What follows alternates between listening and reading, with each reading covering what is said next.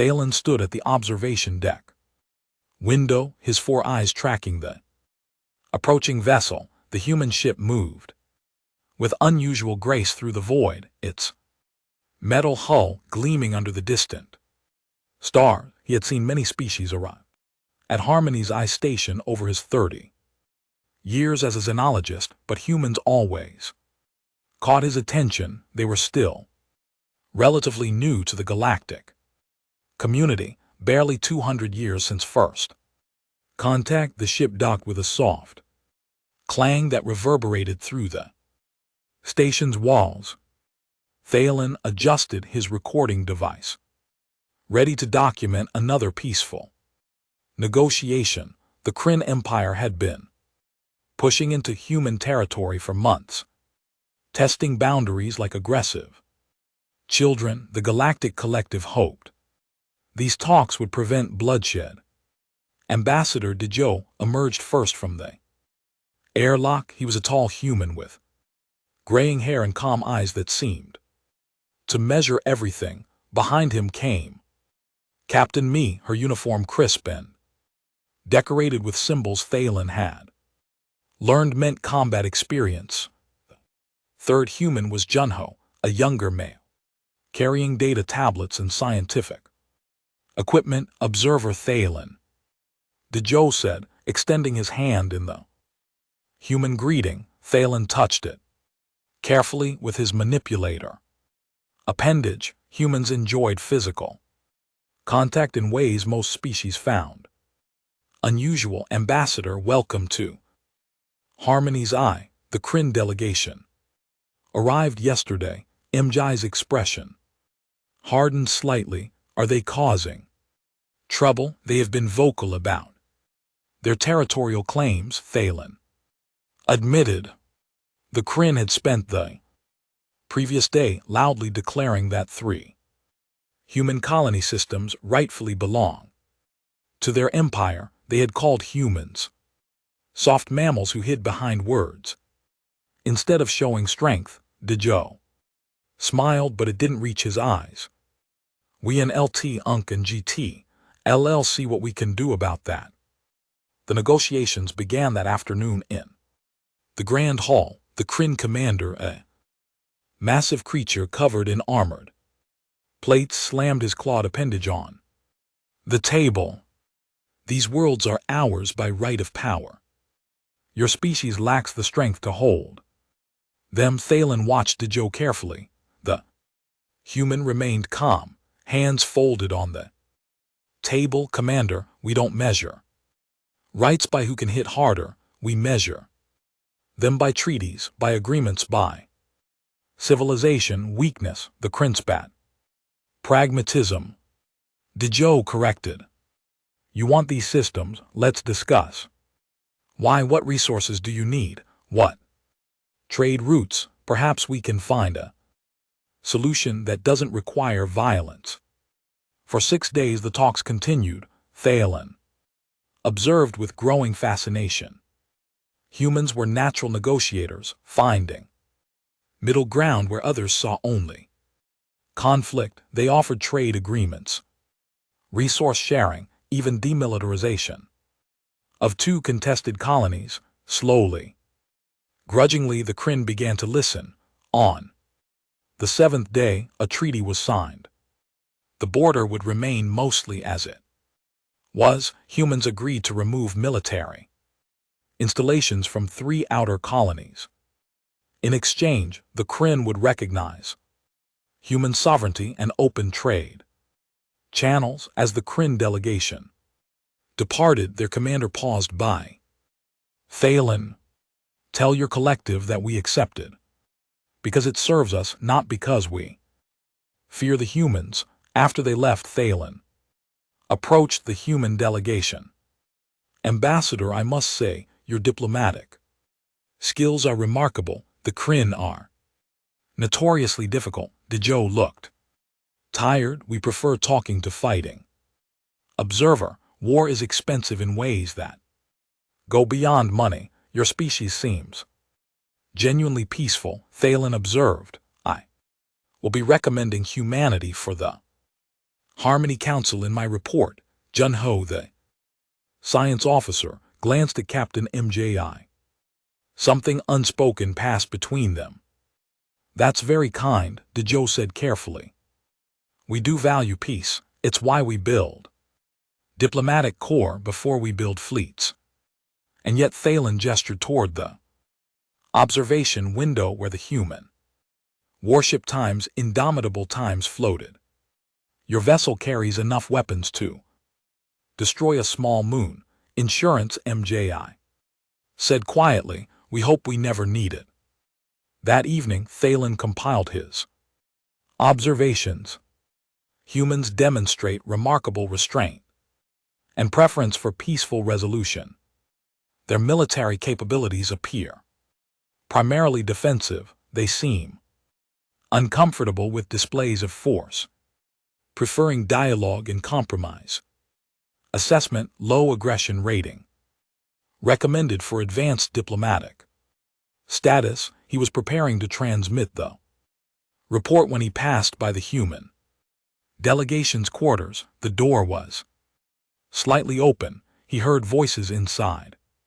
Do you think they'll honor it? That was Jun-ho's voice. The treaty maybe. Dejo sounded less diplomatic now, more tired. The Kryn respect strength though. They see our willingness to negotiate as weakness. Should we have kept the installations active? MJI asked. No, we gave peace a real chance. We offered them everything reasonable. Date paused. Let's just hope they never give us a reason to show them what we really are, and if they do, Mi's voice was cold, then they'll learn why Earth spent 10,000 years perfecting warfare before we reach the stars.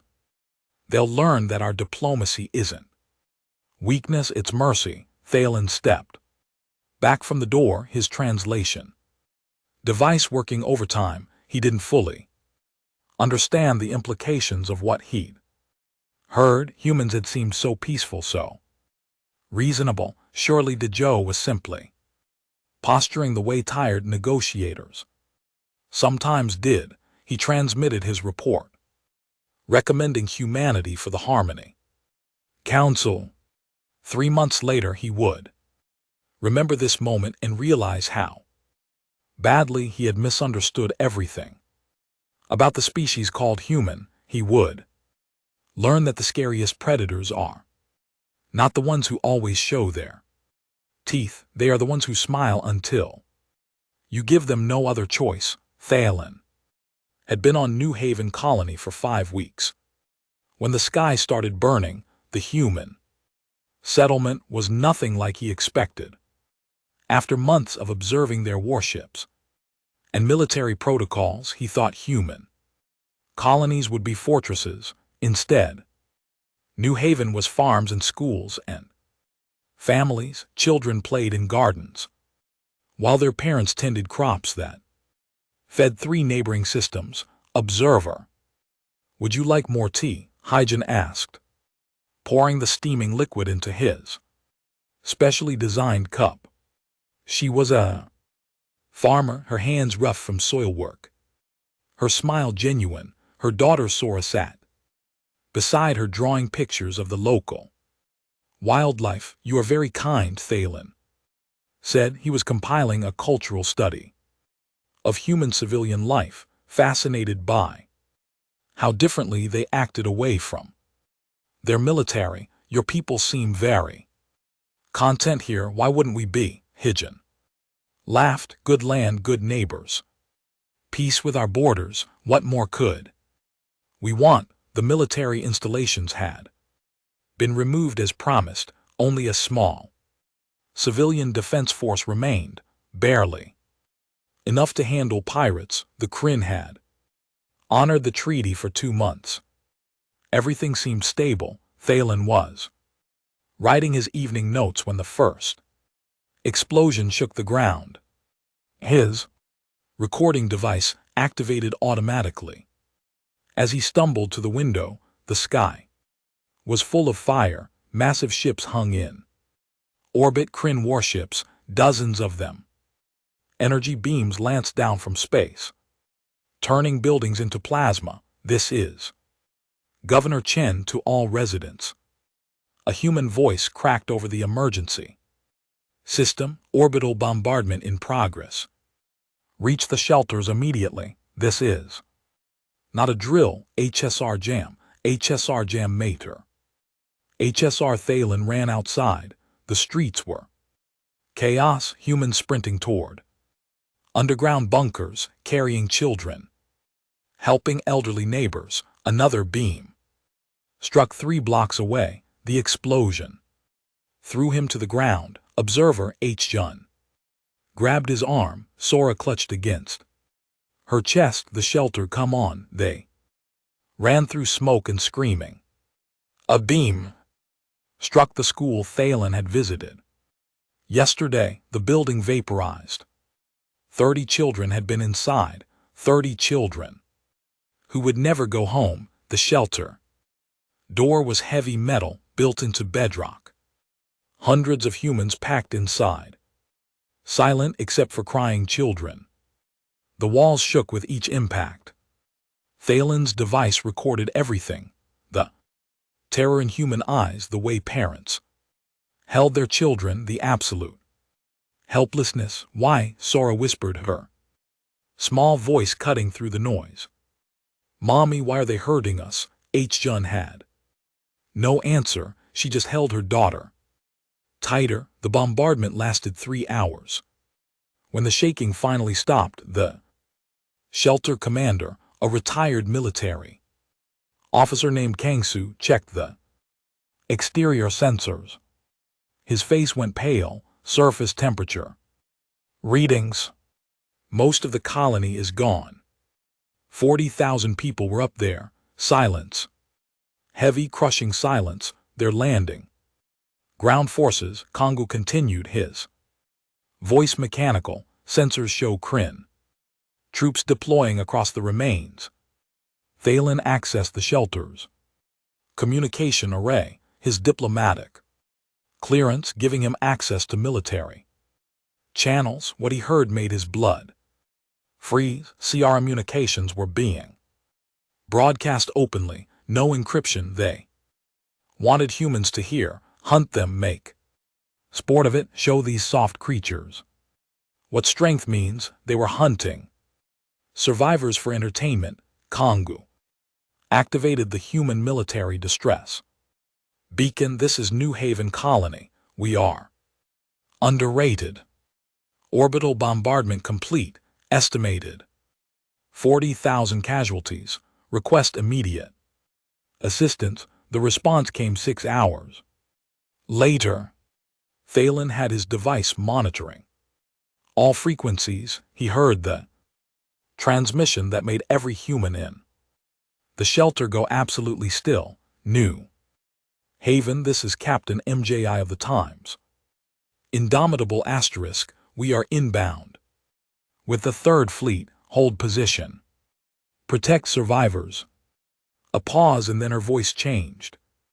Became something that made Thorin's scales prickle. All safeties are now off. Authorization. War protocol. Omega. The shelters communication specialist, a young man named Dong Hyan, started crying.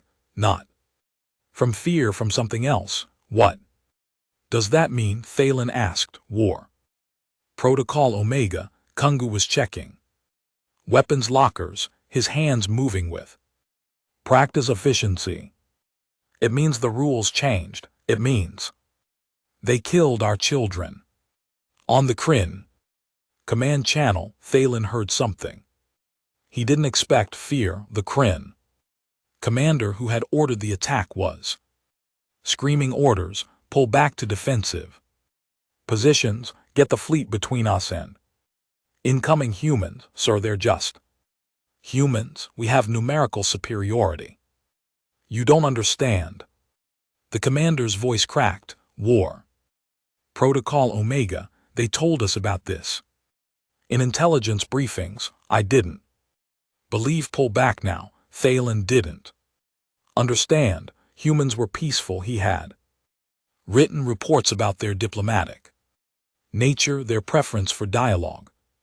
They had given up military bases to avoid conflict.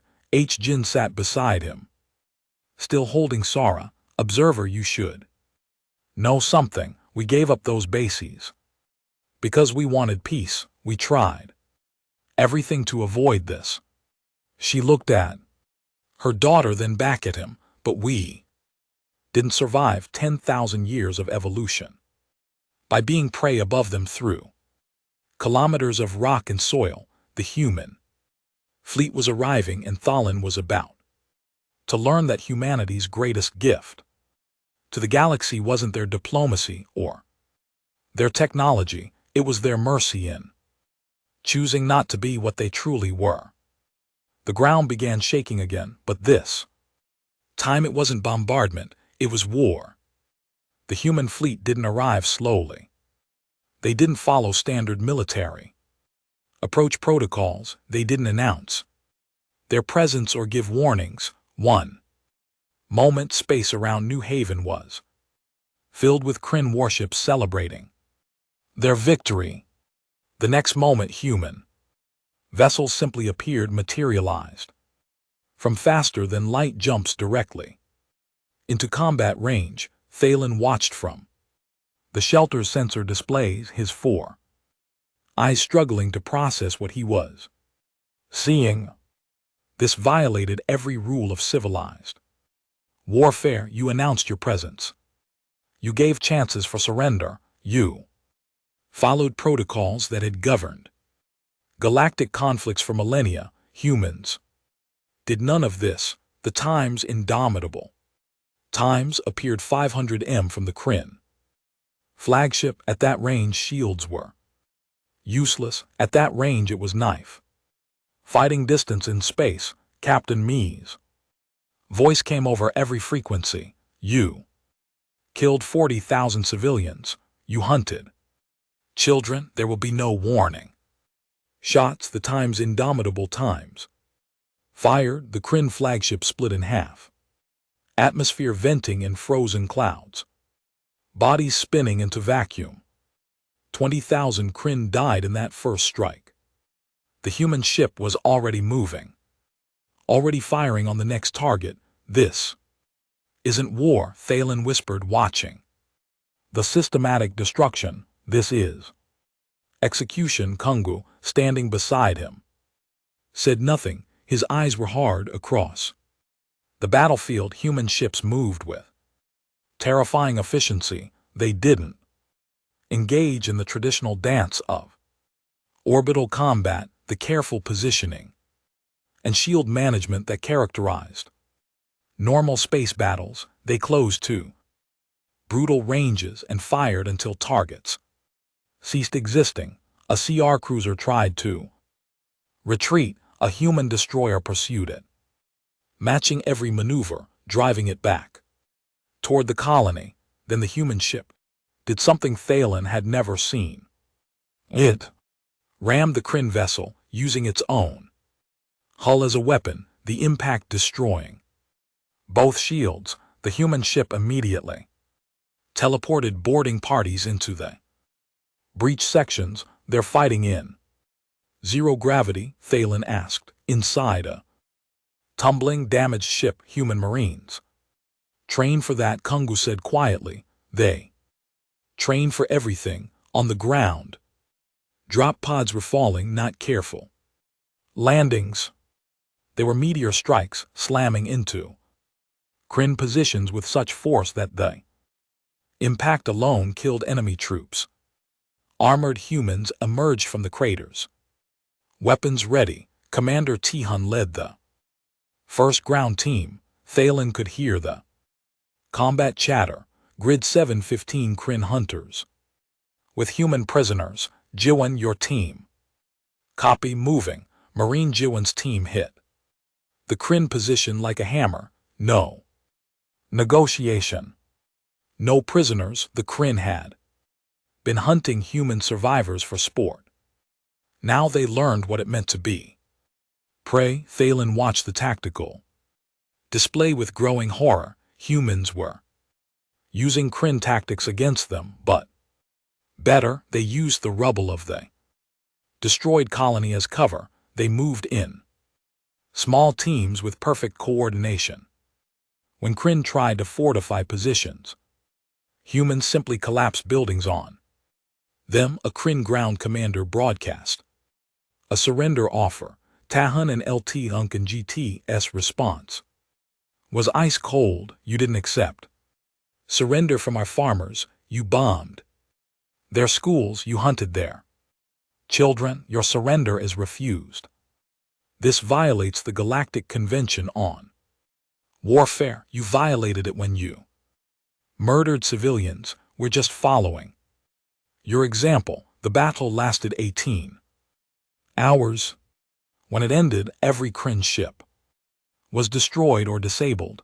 Every Kryn soldier on the ground was dead or captured. Not one escaped. The human fleet hung in orbit, and Ambassador Dajo's ship arrived.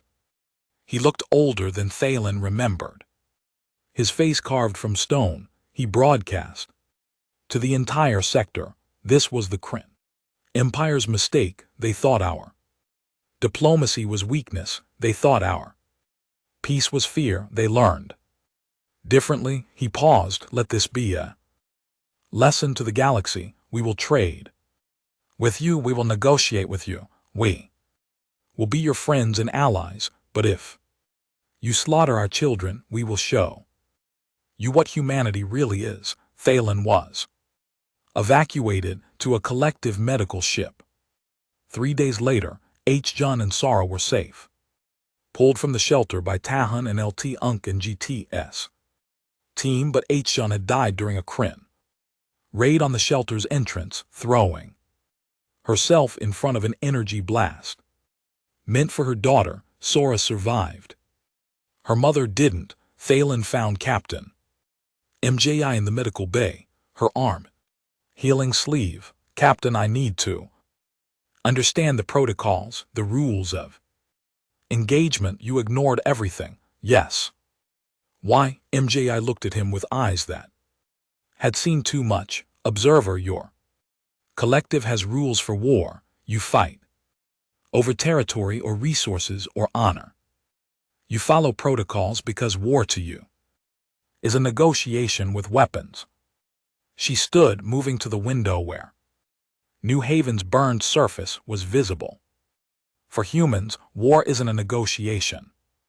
Clear's throat. It's not a game. When you attack our children, when you hunt our families, war becomes something else entirely. What does it become? Survival. And humans have been surviving for 100,000 years.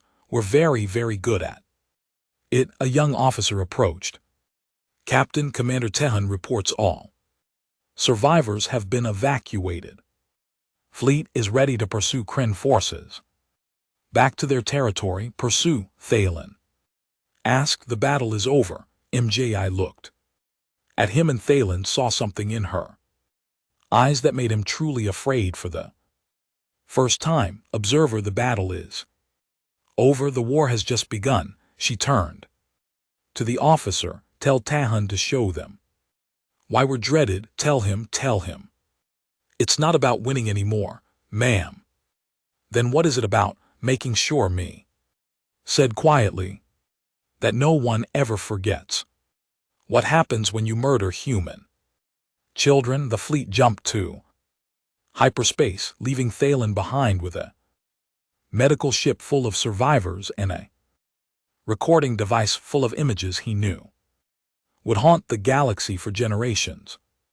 He had wanted to document peaceful humanity. Instead, he had seen them become something else. He had seen them become what they had always been.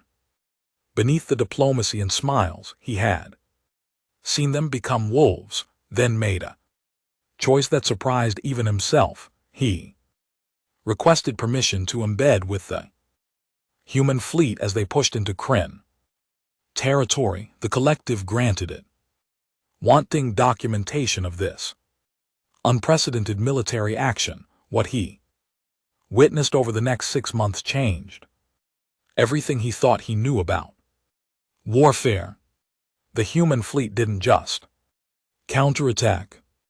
They invaded 3 full battle groups. Over 200 ships supported by Admiral Siajan from the carrier Times. Relentless asterisk, Thalen met the Admiral on the bridge, expecting the usual military posturing. Observer.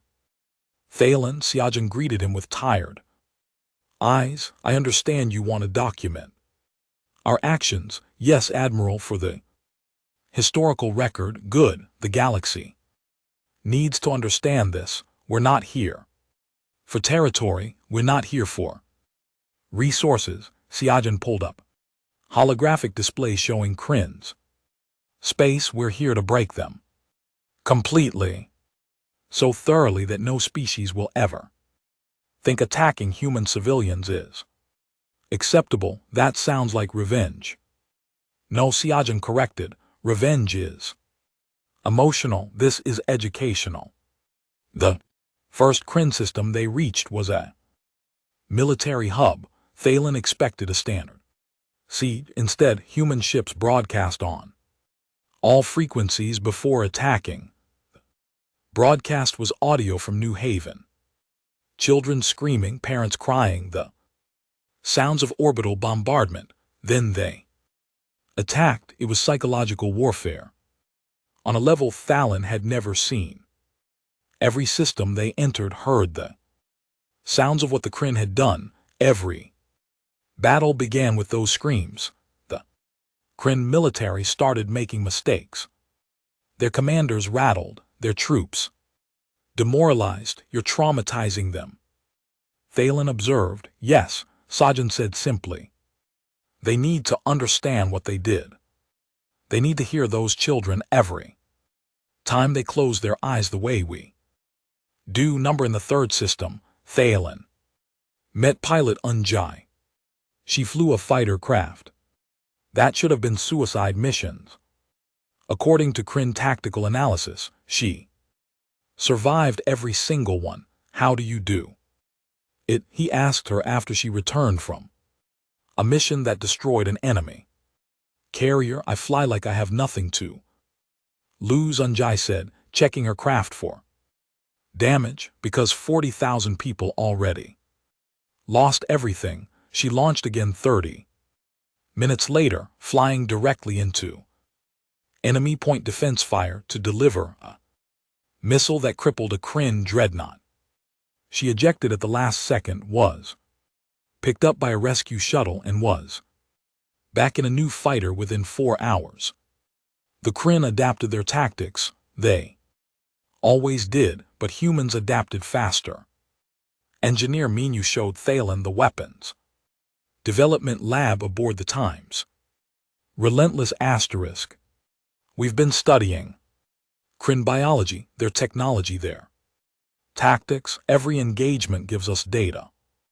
We use that data to build better weapons. That seems cold. It's efficient, Minu corrected, showing him a new missile design. This is tuned specifically to Kryn's shield frequencies. 98% penetration rate. We didn't have this 3 months ago. We do now. You're building weapons to kill them specifically. Yes. We learned how they work, then we built things that unmake them. Minu's expression was neutral, almost academic. They chose to be enemies. We're just very good at solving problems. Galaxy watched in horror. The Kryn Empire was one of the major military powers, aggressive but following established warfare protocols. Humans were treating this like extermination. In the 5th month, Thalen realized the truth. Humans weren't fighting to win territory or destroy an enemy. They were fighting to ensure this never happened again to any human colony. The Kryn High Command sent peace envoys after losing 12 major systems. The envoys arrived under diplomatic flags requesting negotiations. Admiral Siajan had them executed. You can't do that, Thalen shouted. They came under diplomatic immunity. They didn't send peace envoys to New Haven, Siajan said, his voice flat. They sent orbital bombardment. Why should we honor rules they violated? Because you're better than them, we are. That's why we're winning. Seo Jun turned to him. Observer, you need to understand, we gave the Kryn every chance. We negotiated, we compromised, we removed military bases. To show good faith, they responded by murdering children. There are consequences for that, every three, but the cost. Siajan and LT Unk and GT's voice rose for the first time. The cost was 40,000 civilians. The cost was a 5-year-old girl watching her mother die. Protecting her, the cost was already paid. We're just collecting what's owed. Thalen transmitted his reports back to the collective. Other species began withdrawing from defensive pacts with the Kryn. No one wanted to be associated with them, not when it meant facing human military fury. The Kryn tried everything. They fortified their remaining systems. They deployed their best commanders. They even tried attacking other human colonies, thinking it would split the human fleet. It did the opposite. 2 more battle groups arrived. Humans pulled ships from garrison duty, from training missions, from reserve fleets. They came from every corner of human space, all heading toward Kryn territory. This isn't proportional response. Thalen argued with Captain Mi, who had joined the fleet after recovering from her injuries. You're using overwhelming force. Yes, we want every species in the galaxy to see this. We want them to understand. She looked at the tactical display showing human fleets converging on the Kryn home world. We're peaceful. We prefer trade and diplomacy.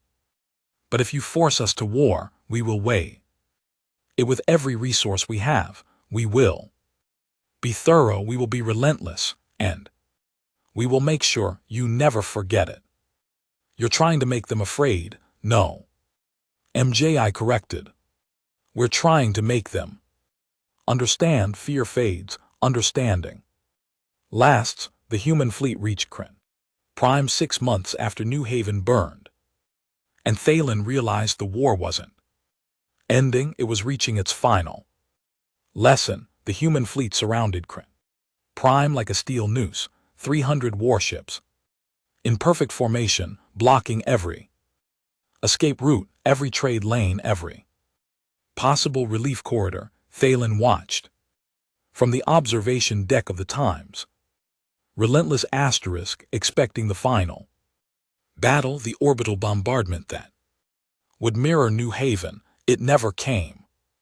Instead, Admiral Siajan broadcast a message, simple, direct, repeated every hour on every frequency. Surrender your war council, accept occupation, rebuild. That was all. No threats, no demands for reparations, just those 7 words. The galaxy expected fire and destruction. The Kryn had bombed New Haven into ash. Surely humans would respond in kind. Thalen had his recording device ready to document what he believed would be the largest massacre in modern galactic history. Days passed. The human fleet waited. The Kryn government broadcast defiant responses. They would never surrender. They would fight to the last warrior. Human demands were unacceptable. The human fleet waited. Why aren't you attacking? Thalen asked Admiral Siajan on the 10th day of the blockade. Because we're not like them, Siajan said, watching the Kryn home world rotate slowly below. We could glass that planet in an afternoon. We have the firepower. We have the justification. 40,000 dead civilians justifies anything. Then why don't you? Because then we'd be no better than them, and because the galaxy is watching, we want them to see the difference. Sajin pulled up economic data. Kryn Prime imports 80% of its food. Their manufacturing depends on resources from mining colonies we've occupied. Give it time, they'll understand. Thalen sought out Ambassador Dezhou, who had arrived with the diplomatic corps. Ambassador, surely you're not planning to starve an entire planet? We're not starving anyone, Dezhou corrected. We're allowing the Kryn government to make a choice.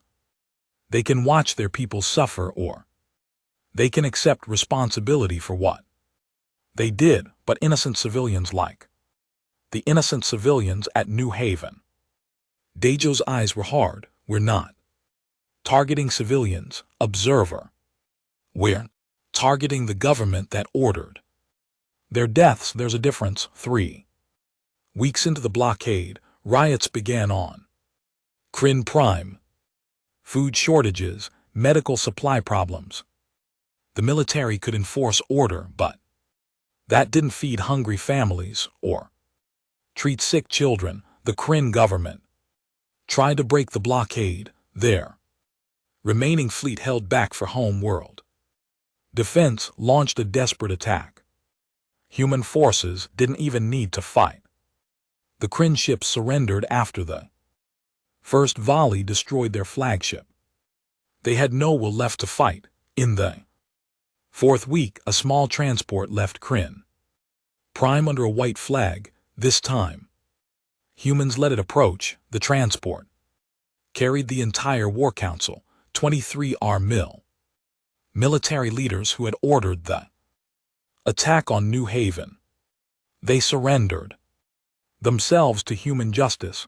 Thalen watched them being transferred to human custody. They looked small somehow. Defeated, the admiral who had ordered New Haven bombed couldn't meet anyone's eyes. What will you do with them? Thalen asked Captain MJI. Trial, fair trial, with evidence and witnesses, then punishment according to human law for war crimes. She watched the prisoners being led away. We could have just killed them, but we're not barbarians. We have laws. We follow them even when we don't want to. The occupation began immediately, but it wasn't the brutal conquest Thalen expected. Military Governor Young Su arrived with the occupational authority. He was a career soldier, hard but fair. Our goal, Young Su announced in his first address to the Kryn population, is not to rule you, it's to ensure you never do this again. We will rebuild your infrastructure, ATM. We will help restore your economy. But you will learn our rules about civilians. You will learn why attacking non-combatants is unacceptable. Number 462. Number 4. Human engineers began repairing damage to Kryn infrastructure. Human medical teams treated Kryn civilians. Human food shipments arrived, ending the shortage. You're helping them? Thalen asked, confused. After everything, we're helping civilians who didn't start this war, Young Su explained. The War Council made the decisions. The people are just trying to survive. We understand that difference. Thalen saw young Sora for the first time in months. Captain MJI had adopted her, the little human girl who had lost everything at New Haven. Sora wore a new dress, her hair in neat braids, but her eyes still carried shadows. Auntie MJI, Sora asked, sitting in the observation lounge. Why did they kill my mom? MJI knelt down, taking the girl's hands. Because they didn't understand what happens when you hurt humans. They thought we were weak because we wanted peace. Are we weak? No, sweetheart. We're an LT Unc and GT, strong enough to choose Peace, that's harder than choosing war. MJI looked out at the occupied world below, but when someone forces war on us, we're strong enough to finish it. Will they hurt us again? No, MJI said. With certainty. Thalen spent the next weeks documenting the occupation. It was harsh but fair. Kryn were required to attend educational programs about the rules of warfare. Their military was being restructured under human oversight. Their government was being rebuilt with humans monitoring every decision, but humans also rebuilt hospitals. They reopened schools. They ensured food distribution.